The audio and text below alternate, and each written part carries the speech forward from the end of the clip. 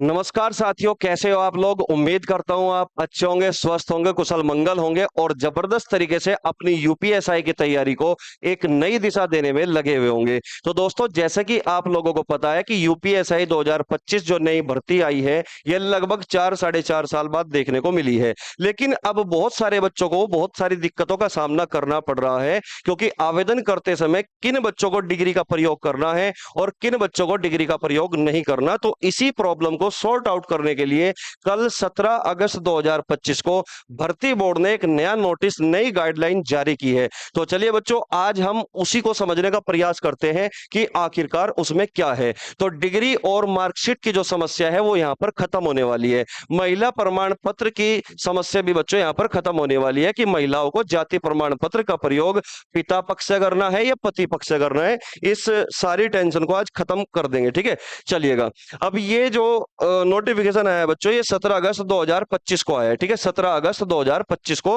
आया है। तो उसी के संज्ञान में यहाँ पे बताया गया है कि यूपीएसआई की जो भर्ती है, जो 12 अगस्त 2025 से आवेदन करने की प्रक्रिया स्टार्ट हो गई थी। तो इसी के बारे में बच्चों यहाँ पर बताया गया है कि यदि 10वीं और 12वीं का अंक तालिका मतलब मार्कशीट और प्रमाण पत्र संबंधी अभिलेख पृथक पृथक नहीं है, मतलब अलग अलग नहीं है। तुमने देखा भी होगा कि बहुत सारे बच्चे ऐसे भी होंगे कि जिनका सनद और मार्कशीट ये अलग अलग नहीं है, तो उनको किस तरीके से ये अपलोड करना होगा, ठीक है। यहाँ पे बताया गया पहला पॉइंट देखिए, यदि अंक पत्र यानी कि मार्कशीट की बात हो रही है, प्रमाण पत्र यानी कि डिग्री की बात हो रही है, जिसको हम सनद बोलते हैं, ठीक है, अलग अलग है, यानी कि दोनों अलग अलग है, कि मार्कशीट अलग है और सनद अलग है, तो आवेदन पत्र में अंक तालिका एवं प्रमाण पत्र दोनों अपलोड करने होंगे। तो जब आवेदन आप करोगे यूपीएसआई का, तो हमें मार्कशीट को अलग अपलोड करना है और डिग्री को अलग अपलोड करना है, ठीक है बच्चों, अगर अलग अलग है। लेकिन दूसरा पॉइंट यहाँ पे स्पष्ट कर दिया गया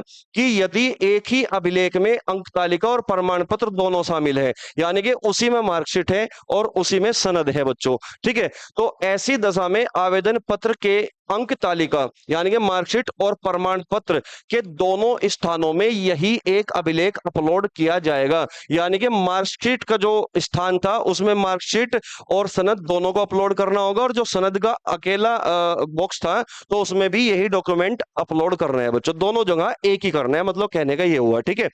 अगर मैं बात करता हूं बच्चों दूसरे पॉइंट की, यहां पर बताया गया है कि डिग्री के बारे में, कि यदि स्नातक उपाधि उपलब्ध नहीं है, यानी कि आपने ग्रेजुएशन तो कर ली लेकिन आपके पास अभी डिग्री नहीं है, तो फिर इस सिलसिले में क्या करना होगा, ठीक है। तो स्नातक की अंक तालिका यानी कि मार्कशीट अपलोड करना अनिवार्य है। देखिए, ये तो बात उसने स्पष्ट कर दी कि जो अंक तालिका होगी, मार्कशीट होगी, ये तो अपलोड करना अनिवार्य है, ठीक है। अब दूसरा पॉइंट समझिए, यदि स्नातक उपाधि यानी कि डिग्री उपलब्ध नहीं है, तो औपबंधिक यानी कि प्रोविजनल डिग्री की बात चल रही है, स्नातक उपाधि अपलोड की जानी होगी, यानी कि जो प्रोविजनल डिग्री होगी उसको अपलोड करनी होगी, ठीक है बच्चों।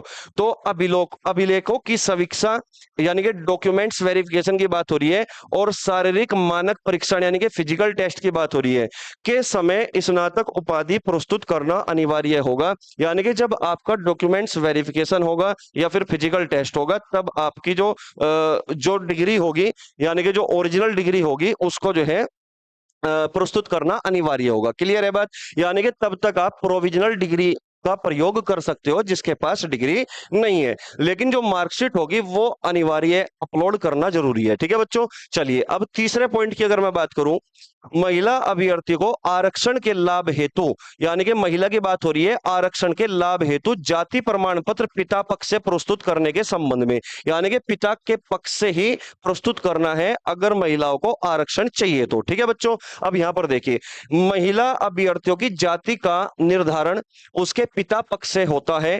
इस संबंध में शासन देश संख्या यहाँ पर लिखी हुई है ना। तो दिनांक 17/12/2014 से संलग्न प्रारूप के अनुसार पिता पक्ष से जारी जाति प्रमाण पत्र ही मान्य होंगे, यानी कि जो पिता पक्ष से प्रमाण पत्र होंगे वो ही मान्य होंगे, पति पक्ष से प्रमाण पत्र मान्य नहीं होंगे। क्लियर है बात यहां तक। भाई मान के चलो किसी लड़की की शादी हरियाणा में कर दी गई, तो पति पक्ष का प्रमाण पत्र इसलिए नहीं चलेगा। क्लियर है बात, क्योंकि कोई भी लड़की अलग स्टेट में भी शादी करके जा सकती है, इसलिए बच्चों यूपी के संदर्भ में बात हो रही है, तो इसलिए पिता पक्ष की तरफ से ही प्रमाण पत्र मान्य होगा, ठीक है। अतएव महिला अभ्यर्थियों को सलाह दी जाती है कि वह अपने पिता पक्ष से जारी प्रमाण पत्र ही अपलोड करना सुनिश्चित करे। क्लियर है, यहाँ पे क्लियर कर दी गई। ठीक है, चलिए अब अगर मैं बात करूं बच्चों महत्वपूर्ण सूचना स्नातक उपाधि प्रोविजनल डिग्री के संबंध में। ठीक है, उत्तर प्रदेश पुलिस उप निरीक्षक भर्ती 2025 हेतु आवेदन करने वाले ऐसे अभ्यर्थियों जिन्होंने वर्ष 2025 में स्नातक परीक्षा उत्तीर्ण की, यानी कि 2025 में वे पास हो गए ग्रेजुएशन में, और जिनके पास अभी तक मूल उपाधि यानी कि ओरिजिनल डिग्री उपलब्ध नहीं है, उन्हें आवेदन के समय प्रोविजनल डिग्री प्रस्तुत करना अनिवार्य होगा। ये साफ शब्दों में अभी अभी हमने जो नोटिफिकेशन पढ़ा उसमें हमने पढ़ लिया। ठीक है बच्चों, कि प्रोविजनल अनिवार्य है, प्रोविजनल डिग्री।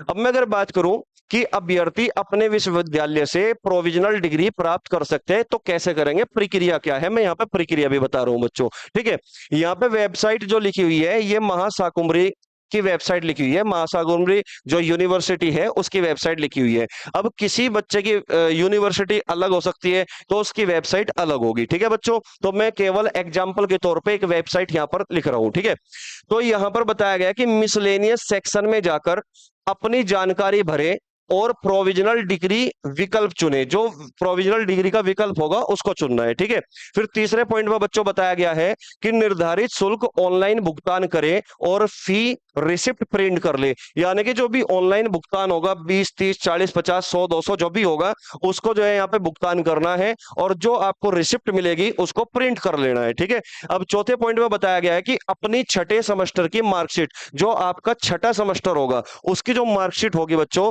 और एक लिखित आवेदन संलग्न कर विश्वविद्यालय में जमा करे, यानी कि आपको एक एप्लीकेशन भी देनी पड़ेगी विश्वविद्यालय के नाम की, आपको चाहिए क्या, प्रोविजनल डिग्री चाहिए। ठीक है, तो उसके बारे में आपको यहां पर लिखना पड़ेगा एक एप्लीकेशन के साथ। ठीक है बच्चों, मार्कशीट छठे सेमेस्टर की लगेगी। ठीक है, पांचवें पॉइंट में लिखा हुआ है छात्रों को सलाह दी जाती है कि सुबह लगभग 10 बजे विश्वविद्यालय पहुंचकर आवेदन करें और उसी दिन प्रोविजनल डिग्री प्राप्त करने का निवेदन करें, कि उसी दिन जिस दिन जाओगे आप उसी दिन प्रोविजनल डिग्री प्राप्त करने का जो है करने का निवेदन करें उनसे। ठीक है, ताकि आपको उसी दिन प्रोविजनल डिग्री मिल जाए और आप जो है आवेदन कर पाओ यूपीएसआई के लिए। उनको बताओगे आप जब एप्लीकेशन लिखोगे तो उसमें बताओगे कि यूपीएसआई का आवेदन करना है और इसके बिना जो है आप यूपीएसआई का आवेदन नहीं कर पा रहे हो। ठीक है, तो वे भी आपके बारे में सोचेंगे फिर इस तरीके से करना है। ठीक है, अब अगर मैं बात करूं, देखो यहाँ पे ध्यान दे, मैंने अलग से भी लिख दिया बच्चों कि पहला पॉइंट है आवेदन पत्र में प्रोविजनल डिग्री स्वीकार्य होगी।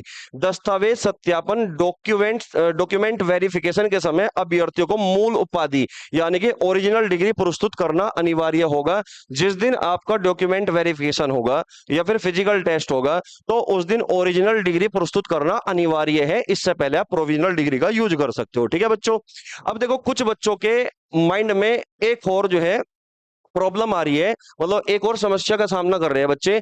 उनके माइंड में एक बात है कि जो मार्कशीट है उसकी नेट वाली, कि क्या वो भी अपलोड कर सकते हैं या नहीं। तो बच्चों ये भी साफ साफ शब्दों में बताया गया है।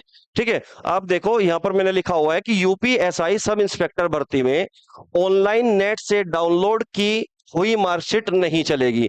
तो जो बच्चे ये सोच रहा होगा कि जो ऑनलाइन नेट से मार्कशीट जो है डाउनलोड करके अपलोड कर देगा, तो वो बिल्कुल भी नहीं चलेगी। ठीक है बच्चों, और आपको कहा गया कि आपको आधिकारिक वेबसाइट या विश्वसनीय स्रोतों से प्राप्त की हुई मार्कशीट ही अपलोड करनी होगी। क्लियर है बात, यहां तक तो डाउट क्लियर हो चुका होगा उन बच्चों का भी। ठीक है, अब अगर मैं बात करूं लास्ट में, मैं फिर जितनी भी बात बच्चों मैंने यहाँ पे बताई अभी, ये लास्ट में फिर से मैं दोहरा देता हूं कि यूपी पुलिस भर्ती बोर्ड ने स्पष्ट किया है कि 10वीं और 12वीं की मार्कशीट और सर्टिफिकेट यानी कि डिग्री, सनद, ग्रेजुएशन की डिग्री और आरक्षण से संबंधित दस्तावेजों को सही और सत्यापित रूप से अपलोड करना होगा। यदि आपके पास मार्कशीट और सर्टिफिकेट अलग अलग नहीं है तो आपको दोनों को एक ही डॉक्यूमेंट के रूप में अपलोड करना होगा, लेकिन दोनों को अपलोड करना अनिवार्य है। साफ शब्दों में बोल दिया, यदि आपके पास ग्रेजुएशन की डिग्री नहीं है तो आपको प्रोविजनल डिग्री अपलोड करनी होगी।